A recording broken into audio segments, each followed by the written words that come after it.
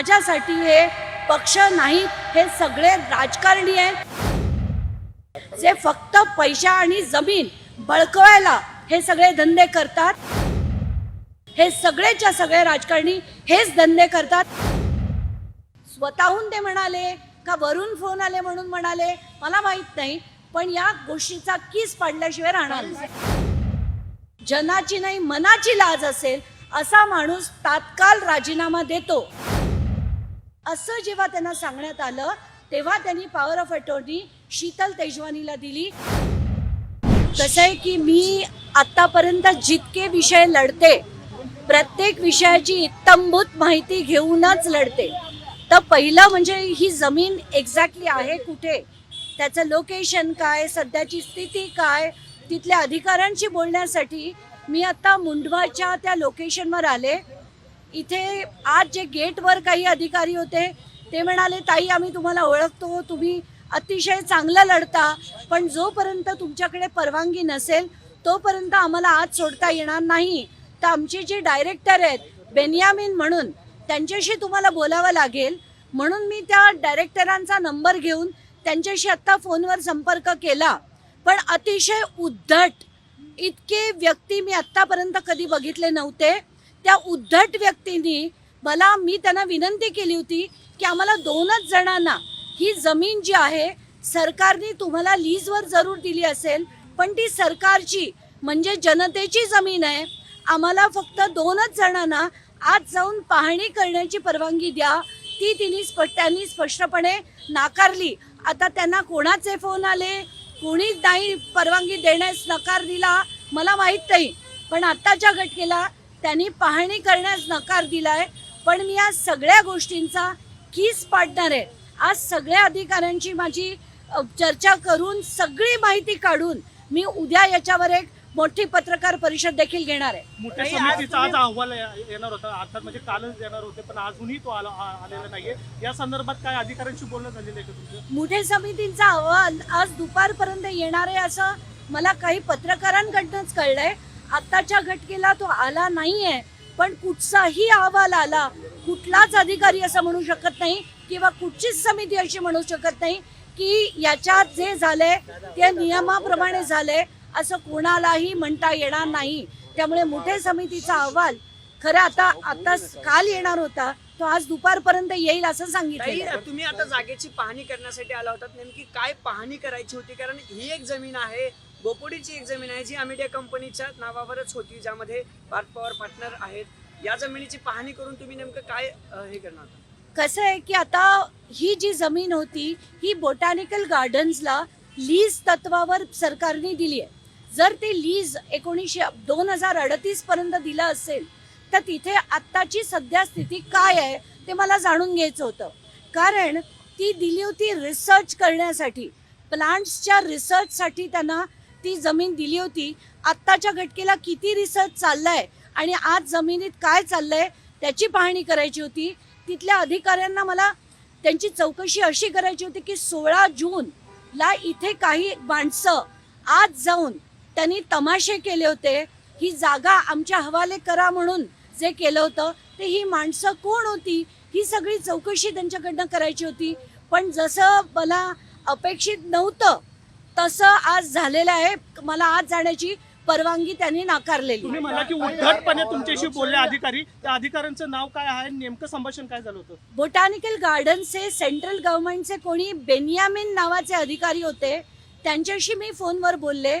अतिशय उद्धट माणूस होता, ज्यांना कदाचित लोक कशासाठी लढतात हे देखील माहीत नसेल। तर आत्ताच्या घटनेला त्यांना स्वतःहून ते म्हणाले का वरून फोन आले म्हणून म्हणाले मला माहीत नाही, पण या गोष्टीचा कीस पाडल्याशिवाय राहणार नाही।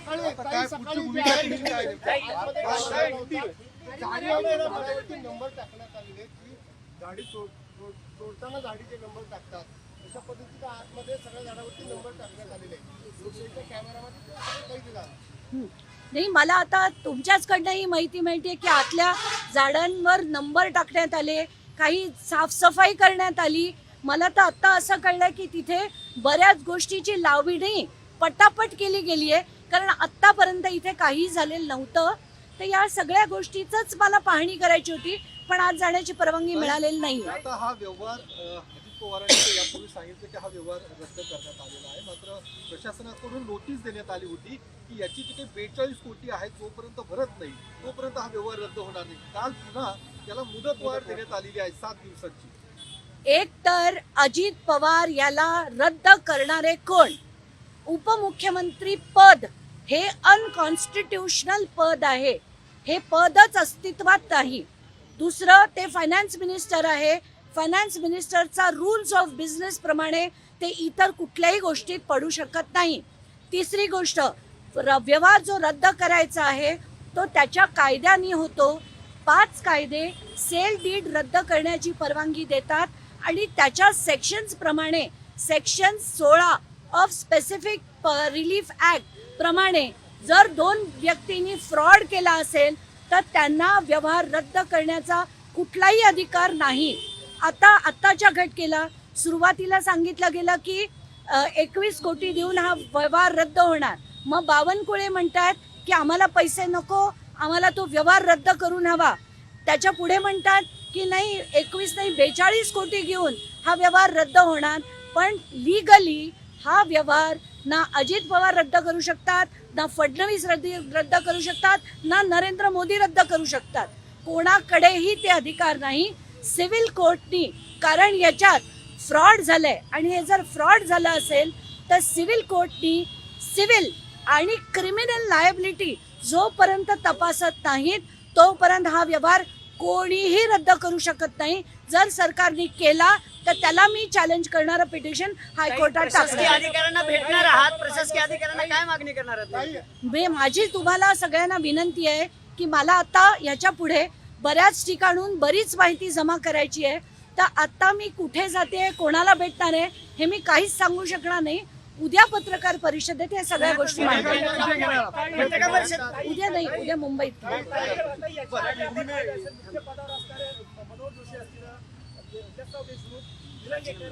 आरोप झाले असे काही भ्रष्टाचाराचे त्यांनी राजीनामा दिला, मात्र अजित पवारांवर सातत्याने आरोप होत आहेत, मात्र ते अजूनही काहीच बोलत नाही. काही होत नाही. अतिशय महत्वाचा प्रश्न विचारलात. कुठच्याही माणसाला ज्याला जनाची नाही मनाची लाज असेल असा माणूस तात्काळ राजीनामा देतो. अजित पवारांनी सिंचन घोटाळ्यात जेव्हा मीच आरोप केले होते तेव्हा मी आणि विजय पांढरेने तो विषय लावून धरला होता. तेव्हा अजित पवारांनी संध्याकाळी 5 वाजता एकदा अचानकपणे राजीनामा दिला की या सगळ्या प्रकरणाची चौकशी व्हावी. आणि आता तेच व्यक्ती उपमुख्यमंत्री आहेत, पुण्याचे पालकमंत्री आहेत आणि असं असताना पुण्याच्या अधिकाऱ्यांमध्ये आता ही जी समिती काढली आहे त्या 6 पैकी 5 सदस्य पुण्याचे आहेत. काही या समितीकडनं आपण महाराष्ट्र अपेक्षा तरी ठेवू शकेल का की याच्यातनं निष्पक्ष असा चौकशी होईल? खरं अजित पवारांचा राजीनामा घेणं हे त्यांना जर मनाची लाज असेल तर त्यांनी तात्काळ दिला पाहिजे. मालकांना भेटला, त्यांचं म्हणणं काय? मूळ मालकांना भेटला होता, आता मूळ मालकांना घेऊन आलात, यांचं म्हणणं काय? तुमच्याशी काय बोलले ते? मूळ मालक माझ्याकडे घरी मुंबईला भेटायला 2दा येऊन गेले. त्यांचं म्हणणं स्पष्ट होतं की 2006 साली आम्हाला सांगण्यात आलं की ह्या व्यवहार नीट करून देईन असं त्या शीतल तेजवानीने त्यांना सांगितलं. ते का? कारण 2 वतनाच्या जमिनी गेल्या होत्या. एक ही होती आणि एक वानवडी नावाच्या एका जागेतली होती. त्या दोन्ही वतनाच्या जमिनीपैकी वानवडीची जी जमीन आहे ती सरकारने परत रिग्रँट केली, तर ही सुद्धा रिग्रँट होईल असं जेव्हा त्यांना सांगण्यात आलं तेव्हा त्यांनी पॉवर ऑफ अटॉर्नी शीतल तेजवानीला दिली. कशासाठी? तर ती फक्त डॉक्युमेंटेशन बनवायला, रेप्रेझेंटेशन करायला, वकील अपॉइंट करायला, कोर्टात जायला आणि विक्रीची कागदपत्र बनवायला, विक्रीची सही करण्यासाठी कुठचाही कागदवर सही करण्यासाठी अधिकार दिलेले नव्हते. तरी सुद्धा त्या व्यक्तीने तसं केलं. मी त्यांच्यापैकी सगळ्यांना विचारलं तुम्हा कोणाला 1 वर्षात शीतल तेजवानीनी संपर्क केला होता का, किंवा या प्रकरणाची हे सेल डीड होणार आहे याची तुम्हाला माहिती होती का? सगळ्यांनी सांगितलं कोणालाही माहिती नव्हती. म्हणजे त्यांच्या अपरोक्ष हे सगळे व्यवहार होत होते आणि हा सुद्धा एक खूप मोठा फ्रॉड आहे. ताई, या सगळ्या याच्यामध्ये तुमच्यावर पण आरोप होत आहे. तुमच्यावर आरोप होत आहे की तुम्ही सिलेक्टिव्ह प्रकरणं हातात घेता. कारण गडकरींच्या संदर्भात तुम्ही म्हटलं होतं की सिरीज लावू, आणि पुण्यातच जैन बोर्डिंगचा ज्यावेळी विषय झाला होता त्यावेळी देखील तुम्ही भूमिका घेतली नाही, अशा पद्धतीचे आरोप तुमच्यावर होत आहेत. मी आता संग्राम जगताप यांचा जमीन घोटाळा आहे, त्यामध्ये सुद्धा आपण भूमिका घेतली. रणजितसिंह नाईक निंबाळकर प्रकरणात सुद्धा तुम्ही भूमिका घेतली नाही असा हा, मला आता रणजित सिंग हा खूप चांगला प्रश्न विचारला. मुंबईच्या जेवढे हॉस्पिटल्स आहेत, तर मुंबईची हॉस्पिटलच नाहीत, मुंबईचे हॉस्पिटल, गार्डन, स्विमिंग पूल, क्लब हे सगळंच्या सगळे राजकारणी घेत आहेत. तर मी जेव्हा काल एक ट्विट केलं की पदमसिंग पाटील हे जी जमीन हे शताब्दी हॉस्पिटल जे 500 कोटीचं बनवलेलं आहे, ते 580 बेडचं हॉस्पिटल घेण्याचा घाट घातला आहे, तेव्हा सुप्रिया सुळे यांनी असं म्हटलं की तुम्ही त्यांचं नाव घेतलं, पण तेरणा आता सध्या राणा जगजित सिंग चालवत आहेत. तर राणा जगजित सिंग त्यांचाच मुलगा आहे, BJPचे MLA आहेत, त्यांच्या पत्नी राष्ट्रवादीत आहेत. तर हे जे घाण किचाट राजकारण आहे ना, BJP, राष्ट्रवादी, कोणी आज इथे शिंदे गटात, कोणी उबाटा गटात, हे सगळं आमच्यासारख्या सामान्य लोकांना कळत सुद्धा नाही. कारण आत्ताच्या गटकेला याच रणजित सिंग निंबाळकरांच्या पत्नी या राष्ट्रवादीतच आहेत, त्यांच्याकडनं त्यांना तिकीट मिळाले. मी काल बाईट्स देताना माझ्या बाईट काढून बघा, त्या बाईटमध्ये सरळ म्हटलंय की सगळे राजकारणी हेच धंदे करतात, एवढंच मी म्हटलं. भाजप आले की तुम्ही निंबाळकर हा वेगळा विषय, राणा जगजितसिंह हा वेगळा विषय. तुम्ही क्लिअर सांगा, रणजित निंबाळकरचं सांगताय का राणा जगजितसिंह पाटील? मी जो विषय मांडतेय तो PPPचा मुद्दा मांडतेय. राजकारणी ही सगळी जमीन गिळंकृत करतात हा मुद्दा मांडते. मग तो X असो, Y असो, A असो, B असो, सगळे तसेच आहेत असं मी एकदा नाही 100 वेळा म्हणते. तुम्हाला मुरलीधर मोहोळांचा जेव्हा विषय आला तेव्हा मी मुरलीधर मोहोळांचा जेव्हा विषय आला, जैन त्या जमिनीचा विषय आला, तेव्हा माझ्यापर्यंत ते पेपर्स आले नव्हते, पण मी तेव्हा अमेरिकेत होते. त्या 2 प्रकरणात मी बोलले नव्हते, एक संपदा मुंडे प्रकरण आणि मुरलीधर मोहोळ प्रकरण. कारण ज्या दिवशी संपदा मुंडे यांची आत्महत्या झाली त्याच संध्याकाळच्या फ्लाईटनी मी अमेरिकेला गेले होते, आणि तिथे ना माझ्याकडे TV होता, न 5-6 दिवस मला हे प्रकरण कळलं सुद्धा नव्हतं. आणि खरं तर मीडियाला मी जाताना सांगून गेले होते की तुमच्याकडे जर कुठची महत्त्वाची बातमी असेल तर मला कळवा, पण जवळजवळ 6 दिवसांनी मला हे प्रकरण कळलं. आता एक तर तुम्ही ऐकून घ्या की मी साधी सामान्य सामाजिक कार्यकर्ता आहे. मला जेवढं झेपतं तेवढं मी लढते, मला झेपेल तेवढं मी लढत राहीन प्राण जाईपर्यंत. याच्या पुढे मला प्रश्न घ्यायचे नाही. धन्यवाद. पण एक फक्त क्लिअर केलं असतं. मी काय सगळे नहीं अभी बाद में बात करते हैं ना, पहले सारा ले लेती हूँ, क्योंकि उसके ऊपर ना मुझे बोलना बहुत डिफिकल्ट होता है.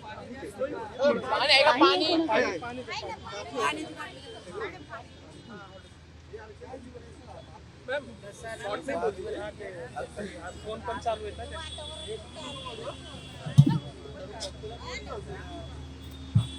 मैम, आपने यहाँ पे जो विवादित जमीन है वहाँ पे विजिट किया, क्या आपका मकसद था और क्या कुछ जानना चाह रहे थे, क्या हुआ, क्या कह रहे हैं?